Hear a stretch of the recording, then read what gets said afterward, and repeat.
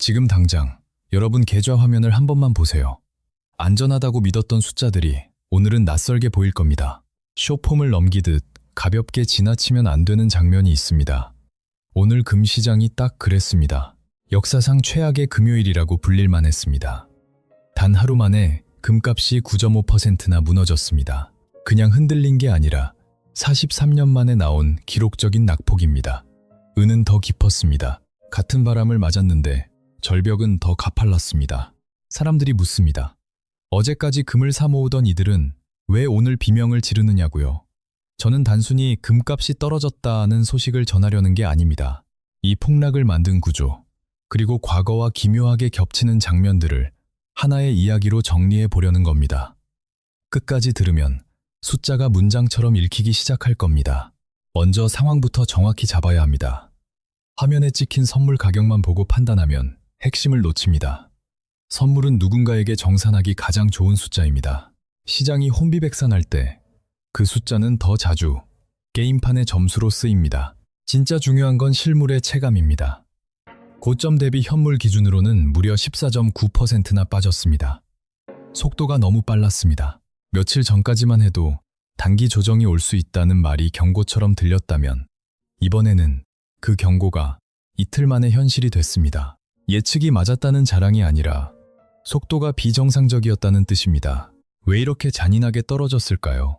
첫 번째 이유는 포물선처럼 치솟은 상승이 남기는 반작용입니다. 상승이 가팔라질수록 조정은 충격으로 돌아옵니다. 특히 단기 투자자라면 한두 달 만에 30%를 먹었다고 느끼는 순간 손은 출구 쪽으로 향합니다. 그리고 그 출구는 늘 누군가의 공포와 겹칩니다. 진짜 무서운 건 수익을 챙기는 손이 아니라 겁먹은 손입니다. 값이 쌀 때는 관심도 없던 사람들이 뉴스에서 사상 최고치라는 말이 들리자 급히 뛰어드는 순간이 있습니다. 그 중에서도 레버리지를 20배, 50배씩 당긴 사람들은 더 취약합니다. 100만 원으로 5천만 원어치를 샀다고 해봅시다. 금값이 10%만 내려가도 가격의 상처가 아니라 계좌의 뼈가 부러집니다. 시장은 늘 이런 약한 고리부터 먼저 끊어냅니다. 이 과정을 세력의 작전이라고 부르든 시장의 자정작용이라고 부르든 결과는 비슷합니다. 약한 손이 던질 때 강한 손은 조용히 받습니다. 그리고 사람들은 나중에야 깨닫죠. 가장 공포스러운 순간이 가장 많은 물량이 이동한 순간이었다는 걸요. 그런데 여기서 질문이 하나 남습니다. 이번 폭락이 단지 많이 올라서 생긴 일이었을까요? 그 한 줄로 끝내기에는 불씨가 너무 선명합니다. 촉발점은 정치의 말 한마디, 정책의 신호, 그리고 시장이 그 신호를 확대 해석하는 방식에 있었습니다. 1월 27일, 기자가 미국 대통령에게 물었다고 알려져 있습니다. 달러 가치가 계속 약해지는데 걱정하지 않느냐고요. 그때 돌아온 반응은 요지는 좋다였습니다. 평소 같으면 흘려갈 말이었습니다. 하지만 달러 약세와 금 급등이 동시에 겹친 예민한 시기엔 그 한마디가 휘발유가 됩니다. 시장은 곧바로 결론을 냈습니다.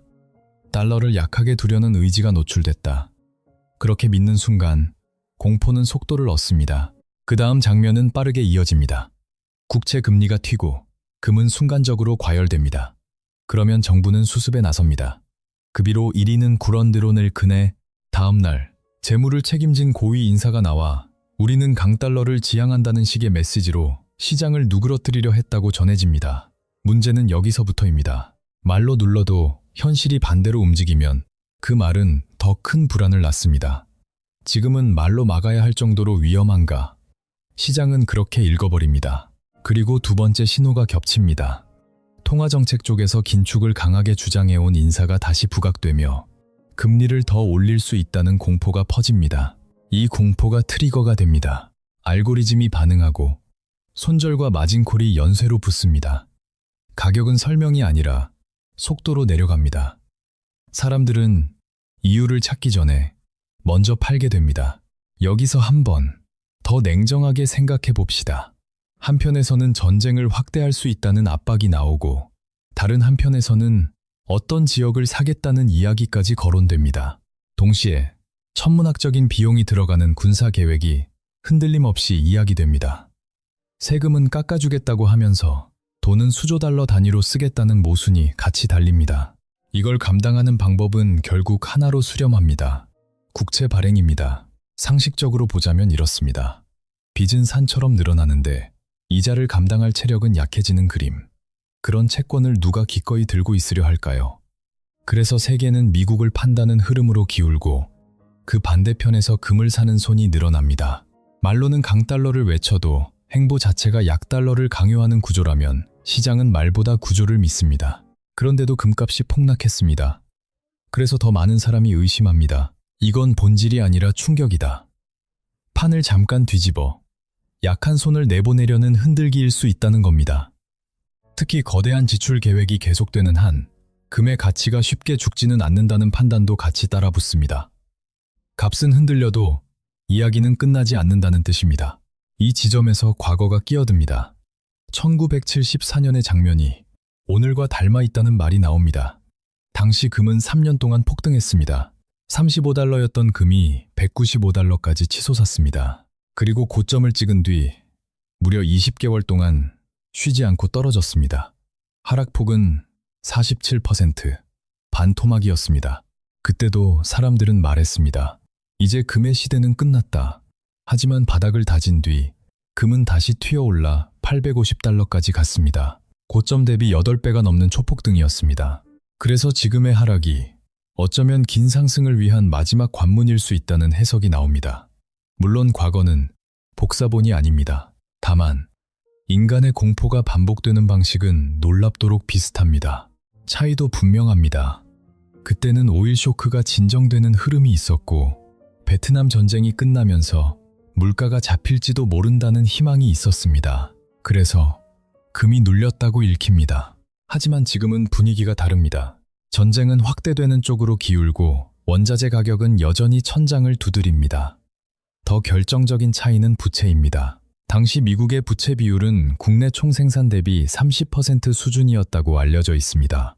지금은 120%에 가깝다는 말이 나옵니다. 그 말이 의미하는 건 단순합니다. 예전에는 금리를 올려 금값을 때려잡을 체력이 있었다면 지금은 금리를 올리는 순간 정부가 이자 부담에 더 크게 흔들릴 수 있다는 공포가 함께 붙습니다. 그래서 오늘의 폭락이 펀더멘털의 붕괴라기보다 인위적인 쇼크에 가깝다는 해석이 힘을 얻습니다. 큰손들은 알고리즘을 이용해 스톱로스와 마진콜을 유도하고 공포 속 물량을 흡수합니다. 월요일 아시아 시장에서 한 번 더 투매를 유도할 가능성도 거론됩니다. 하지만 기억해야 할 문장이 있습니다. 악성 매물이 소화되고 나면 시장은 다시 본질을 봅니다. 미국은 여전히 빚을 안고 있고 세상은 여전히 전쟁 중입니다. 그 두 문장이 바뀌지 않는다면 금을 바라보는 시선도 쉽게 바뀌지 않습니다. 그렇다면 앞으로 금값은 바로 V자 반등을 할까요? 솔직히 말하면 그건 쉽지 않습니다. 공포는 한번 크게 다치면 오래 갑니다. 조금만 반등해도 본전이다라는 탈출 물량이 쏟아지기 때문입니다. 그래서 보통은 유자형의 기간 조정이 나옵니다. 지루하게 바닥을 다지고 사람들 입에서 금은 끝났다는 말이 흘러나올 때 그때야 조용히 다음 랠리가 준비됩니다. 이번에는 변수도 있습니다. 중국입니다. 중국이 실물금을 공격적으로 긁어 모으고 있다는 이야기가 계속 나옵니다. 종이 시장에서 가격을 눌러도 실물이 동쪽으로 이동하는 한 가격 통제권은 점점 넘어갈 수밖에 없다는 시각이 있습니다. 이 흐름이 사실이라면 화면 속 가격이 전부가 아닙니다. 어디로 실물이 흘러가는지가 더 큰 질문이 됩니다. 그래서 어떤 사람들은 이번 하락을 기회로 읽고 어떤 사람들은 재앙으로 읽습니다. 둘 다 틀릴 수 있습니다. 시장은 선악으로 움직이지 않으니까요. 다만 한 가지는 분명합니다.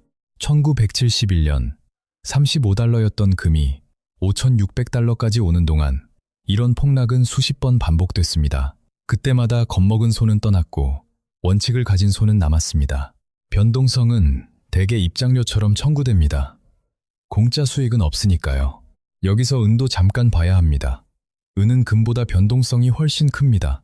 이번에도 더 많이 떨어졌습니다. 하지만 역사적으로 금이 회복될 때 은이 2배, 3배 속도로 튀어오르는 구간이 있었다는 말이 나옵니다. 그래서 은을 던질지 줍을지는 결국 한 가지로 돌아갑니다. 내가 감당할 수 있는 변동성의 크기, 그리고 내가 지키려는 원칙입니다. 이제 더 깊은 층으로 내려가 봅시다. 미국의 경제정책, 이른바 두 번째 라운드로 불리는 방향성이 왜 금의 장기 우상향을 지지하는 논리로 연결되는지입니다. 보수 성향의 정부가 오히려 강한 포퓰리즘 정책을 내놓는 장면이 포착됩니다. 2025년부터 태어나는 아기 한 명당 $1,000를 주겠다는 이야기, 연소득 1억 4천만 원 이하 가구에는 $2,000를 지원하겠다는 이야기, 표를 얻기 위한 살포라는 해석이 붙습니다. 그리고 사람들은 묻습니다. 그 돈은 어디서 오느냐고요? 결국 부채 발행, 즉 국채입니다. 국채가 쏟아지면 채권 가격은 떨어지고 금리는 오릅니다. 금리가 오르면 한국 같은 신흥국은 환율과 금리 압박에 더 크게 흔들릴 수 있습니다. 문제는 그 고통이 미국 밖에서만 끝나지 않는다는 점입니다.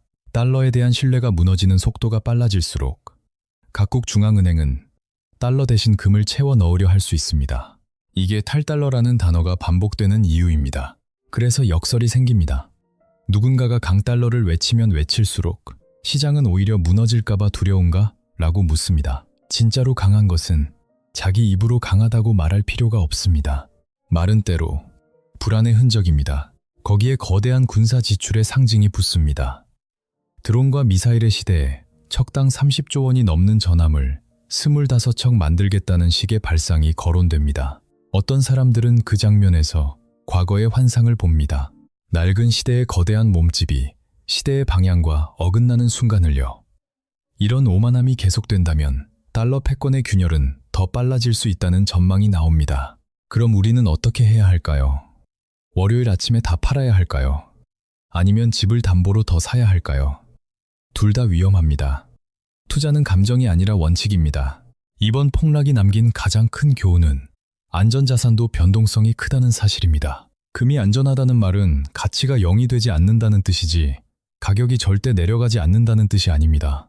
이 변동성을 견딜 수 없는 돈은 애초에 그 자산에 맞지 않습니다. 반대로 인플레이션으로부터 자산을 지키고 싶고 미국 중심의 질서가 변하는 흐름을 길게 보고 있다면 지금 같은 하락이 매수 구간처럼 보일 수 있다는 사람도 있을 겁니다. 중요한 건 타이밍이 아니라 비중과 호흡입니다. 공포에 몰아넣는 속도에 내 결정을 빼앗기지 않는 겁니다. 기억해 두세요.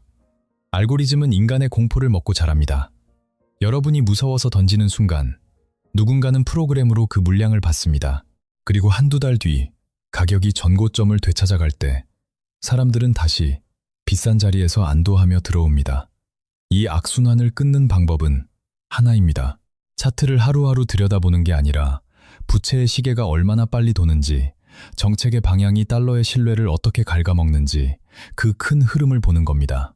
1974년의 폭락이 결국 8배 폭등으로 이어졌다는 사실을 단지 희망으로 붙잡지 마세요. 경고로도 읽어야 합니다. 조정은 길어질 수 있고 생각보다 빨리 끝날 수도 있습니다. 중국의 실물 매수세가 변수가 될 수도 있습니다. 하지만 가장 중요한 문장은 변하지 않습니다. 금의 가치는 그 자체로 사라지지 않습니다. 투자는 결국 긴 호흡을 가진 사람이 이기는 게임입니다. 오늘의 폭락 때문에 밤잠을 설친다면 비중이 과했거나 자산의 본질을 오해했을 가능성이 큽니다. 그렇다면 지금은 공포로 결정을 내릴 시간이 아니라 원칙을 다시 세울 시간입니다. 공포가 아니라 지식과 기준이 자산을 지켜줍니다. 지금 여러분의 화면 속 숫자는 요란하지만 그 소음 뒤에서 더 큰 구조가 움직이고 있습니다. 오늘 우리는 그 구조의 한 장면을 본 겁니다. 그리고 다음 장면에서 여러분의 선택은 결국 하나로 귀결될 겁니다. 나는 공포에 반응할 것인가, 원칙에 반응할 것인가,